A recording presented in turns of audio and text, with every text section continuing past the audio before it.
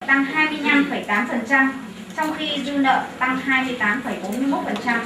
Và đến năm 2004 thì huy động vốn tăng khoảng 23%, thì dư nợ cho vay tăng 27%. Đặc biệt là trong thời gian gần đây, vốn nội tệ có xu hướng có dấu hiệu tăng trưởng chậm lại, mặc dù các ngân hàng thương mại đã tung ra rất là nhiều chiến dịch phiếu, trái phiếu, chứng chỉ tiền gửi với lãi suất rất là hấp dẫn và kèm theo rất là nhiều hình thức khuyến mại hấp dẫn mà vẫn không thu được như mong muốn. Nguyên nhân chủ yếu của tình trạng trên được rút ra là trong quá trình chuyển động của nền kinh tế theo hướng mở cửa hội nhập, các nhà đầu tư có rất nhiều sự chủ động và linh hoạt trong việc lựa chọn các kênh khác nhau để đầu tư vốn của mình, chứ không phải chỉ gửi vào ngân hàng lấy tiền lãi như trước đây. Các kênh đầu tư vốn thường được chọn là: thứ nhất là mua vốn cổ phần các doanh nghiệp cổ phần hóa. Theo chỉ thị của Bộ Chính trị và kế hoạch của Chính phủ, trong năm 2005 và các năm tới sẽ đẩy mạnh các chương trình cổ phần hóa lên một khối lượng vốn nhàn rỗi rất lớn sẽ được thu hút vào đây. Không những vậy, nhiều nhà đầu tư còn có kế hoạch để vay vốn ngân hàng mua cổ phần. Kinh tế rằng hàng tỷ đô la nhàn rỗi đang nằm ngủ yên trong túi người dân. Trong khi nền kinh tế Việt Nam đang cần vốn hơn bao giờ hết, hàng năm chúng ta vẫn phải đi vay hàng tỷ đô la từ nước ngoài. Hàng ngoại thương Việt Nam, Vietcombank, tổng giá trị cổ phiếu đã phát hành lần đầu vào khoảng từ 2.000 đến 2.500 tỷ Việt Nam đồng. Bên cạnh đó, hàng loạt các ngân hàng thương mại cổ phần dự kiến sẽ tổ chức phát hành thêm cổ phiếu để nâng vốn điều lệ trong năm 2005. Điều này sẽ thu hút hàng nghìn tỷ đồng vốn cho các nhà đầu tư. Số tiền ngân sách thu được qua đấu giá quyền sử dụng đất ở các dự án trong năm 2003 là 1.500 tỷ, năm 2004 là 2.865 tỷ và dự kiến trong 2005 là 3.000 tỷ Việt Nam đồng. Topic now, and that is how money can be raised as equity investment in a company, which is a very new activity in Vietnam, and I'd like to introduce to you Henry Nhan of Nghi Ventures. Thank you very much for having me as a speaker here today. But our honored guests today, the great business leaders, female business leaders of Vietnam, Lori McGovern, and others, thank you again for organizing, I think, this wonderful event, an opportunity for American and Vietnamese female entrepreneurs to get together to discuss maybe potential business opportunities, but also to learn from each other. My topic of conversation today is venture capital investing in Vietnam.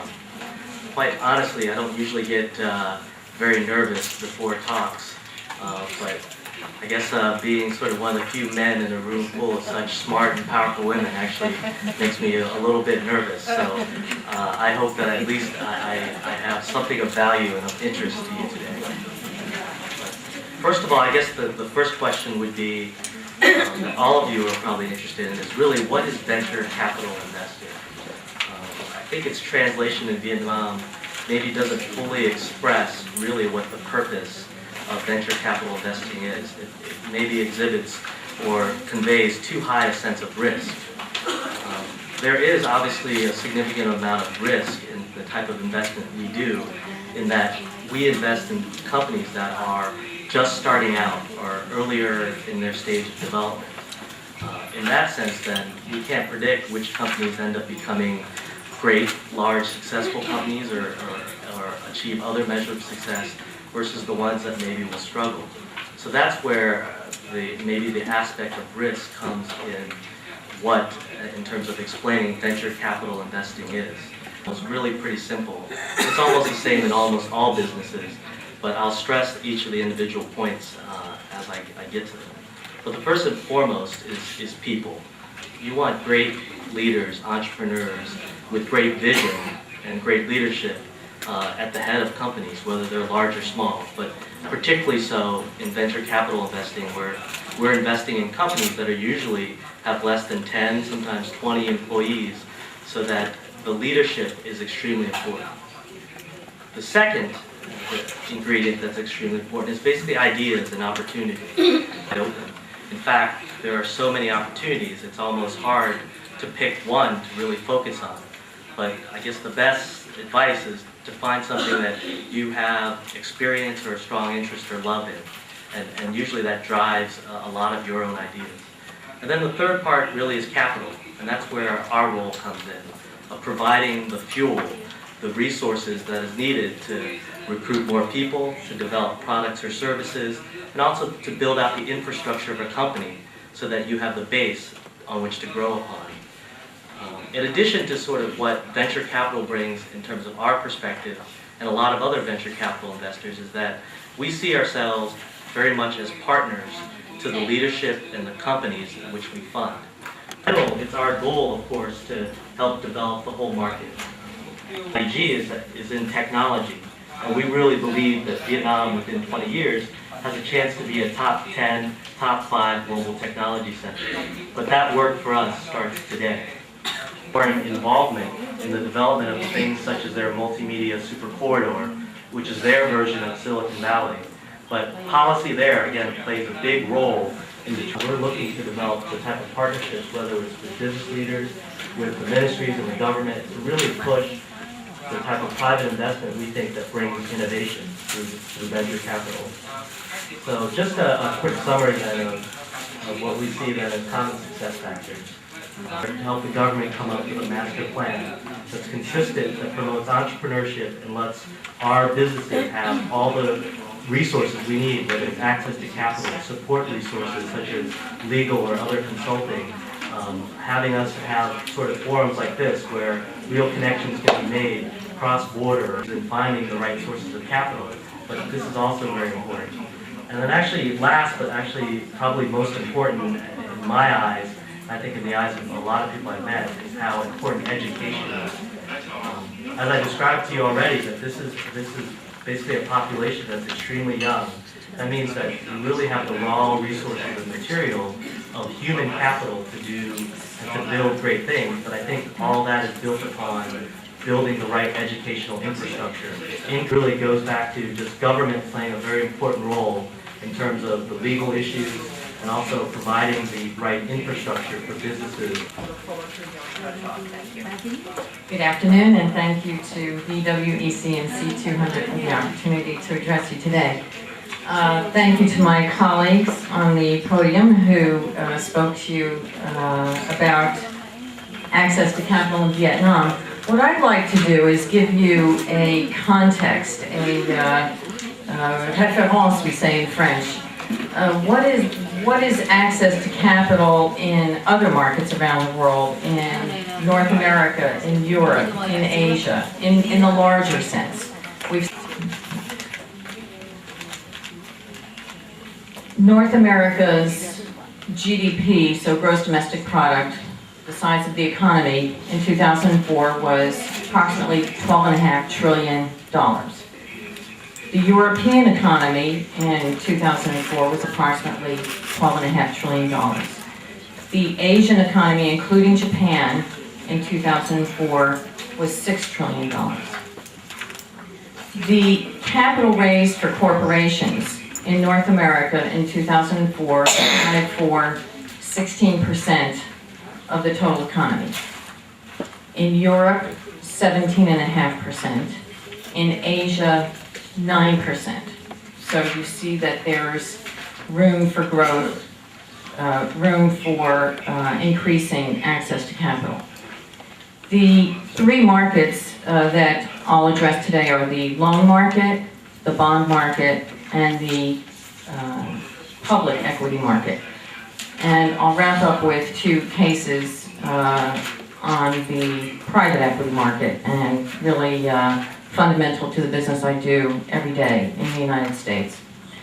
The developments in the market are such that more than ever before, a corporation operating in North America, Europe, or Asia can access capital from multiple parts of the world in any one transaction. That's something relatively unique. So while over a series of transactions, a company located in any given market would have access to capital from around the world, the fluidity, the movement of capital among markets is increasing, which I think is very important for developments in the Asian capital markets.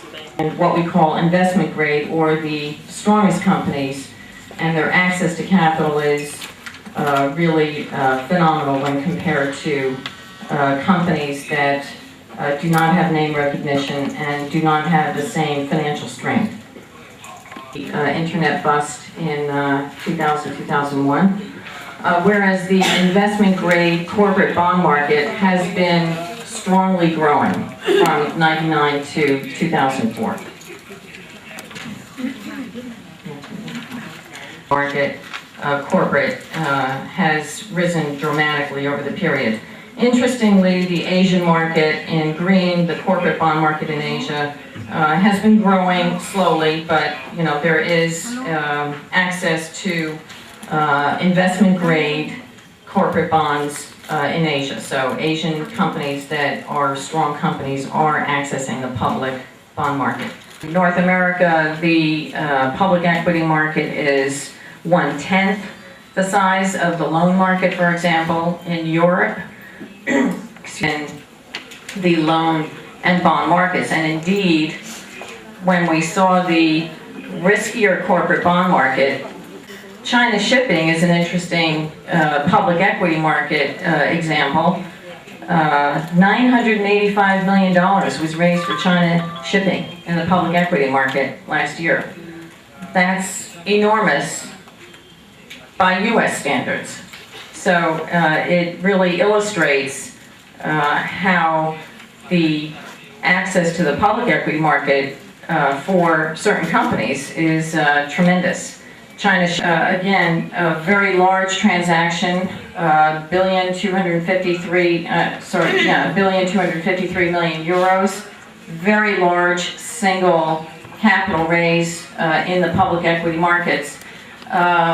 Yellow pages are today more and more separated from the mother telephone companies. So the people sitting in this room are not in the technology space, and in fact, almost none of the C200 members here are out of the technology space. So maybe that's something you could address. Our team inside IDG Ventures and whether our platform of really global contacts, network, etc., is an additional added value to our investment beyond the actual money itself. So sometimes, obviously, technology companies most benefit from our investments because of our deep and global experience in technology. That includes for our local team here as well, but more importantly, the resources we have globally. For instance, if you're a software company, this is, for instance, an area of investment where globally we've had a tremendous amount of experience. And then, therefore, it's our advantage to be an investor here in terms of other investors because we can add a significant amount of value. It can help transform your business. If, for instance, you're a manufacturer, if somehow bringing in information technology and upgrading your systems so that you can manage your supply chain better or you can manage your customers better and really apply technology, then we see an opportunity as an investor to come in and help you find ways to apply technology to give you an advantage. And there's sort of an emerging debate of just from this past year of whether IT, in terms of the application of technology in your business and its operation, really matters anymore because so many companies now have to use IT to be competitive. But I look at a market like Vietnam and say, well, first of all, if you are competing domestically, IT does matter.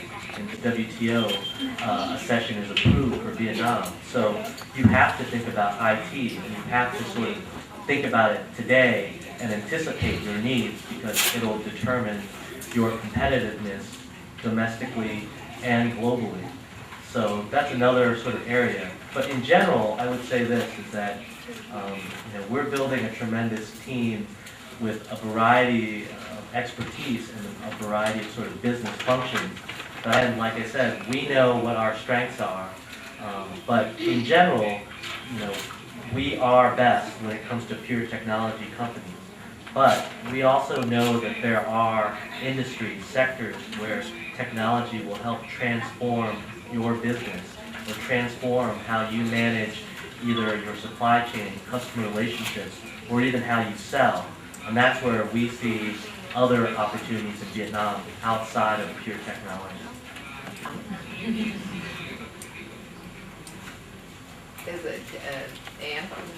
We need a mic. You talked about financing that's at the bank level, at the venture capital level, at the, going public or et cetera, which is a very high level. And in the United States and in other countries, we have some financing that's at lower levels. We have, first of all, what we call microfinance, which is where we're making very small loans to women-owned companies. That angel investing, and I'm just curious what's going on here at either the microfinance level or the angel level before you would even get to a bank or get to a venture capitalist. Là giám đốc công ty trách nhiệm hữu hạn Việt Tiến Thanh Hóa. Trong quá trình kinh doanh của các công ty, tôi là một trong những công ty tư nhân tại Thanh Hóa. Trong quá trình kinh doanh của chúng tôi thì rất là gặp nhiều khó khăn trong lĩnh vực về tài chính. Như là quý bà vừa nói thì là chúng tôi cũng mở cho chúng tôi một cái tương lai, tức là về tiếp cận với những cái nguồn vốn của đa quốc gia. Thực tế ra thì trong quá trình kinh doanh chẳng hạn như là về phía Việt Nam, các tổ chức tín dụng của Việt Nam có những khi là chẳng hạn như là chúng tôi muốn vay một nguồn vốn nào đó để mở rộng sản xuất thì buộc phải thế chấp tài sản, chẳng hạn như là thế chấp mình chỉ có một căn nhà thôi đến 2 căn nhà thôi, nhưng mà nguồn vốn để cho kinh doanh thì phải gấp rất nhiều lần như vậy.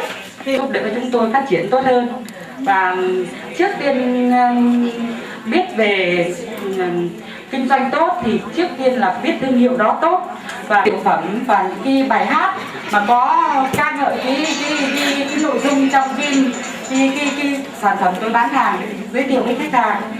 Ví dụ như trong cái máy điện thoại Samsung, xin mời các bạn nghe một cái nhạc chuông.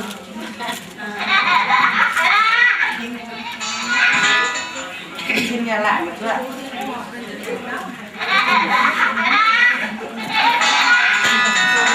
Thì trong khi nghe cái nhạc chuông của Samsung thì tôi có suy nghĩ như thế này. Ông cha ta thường trước kia có câu là có nếp có tẻ, tức là gia đình đó đã có con trai và con gái. Những gia đình mà có 2 con trai như gia đình tôi chẳng hạn, và tất cả các chị em trong đây cũng chắc cũng đều là có con trai và có con gái, hoặc có gia đình chỉ có gái không và có trai không như gia đình tôi. Và tôi nghĩ là với tiếng chuông của điện thoại Samsung thì càng cảm giác trong gia đình mình luôn tràn ngập tiếng cười của bé gái. Như là ta nghe một cái chuyện của Tết ngày xưa, tức là Thị ơi Thị rơi bị bà để bà nghỉ chứ bà không ăn. Cô Tấm trong gia đình mình. Tôi xin gửi tặng hội trường một bài hát Cô Tấm nhà tôi, tức là ca ngợi về chiếc điện thoại Samsung.